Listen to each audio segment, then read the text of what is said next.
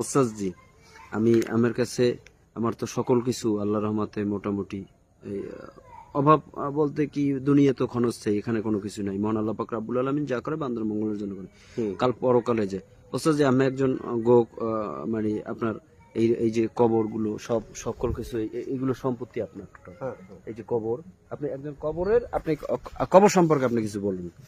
কবর হইল মুসলমানদের একটা পবিত্র জায়গা। হুম। যে যাও তত ভালো করে যাও, সে কবর তত শান্তিতে থাকবো। এই কবর কোনো মুসলমান যদি তার জায়গা জমির জন্য কবর যে কোনো অসুবিধা হয়, এখন হাজার লোকের কবর দেওয়ার জায়গা আমার আছে, তারা কবর দিতে পারবো, এর জন্য কোনো বিধি নিষেধ নাই।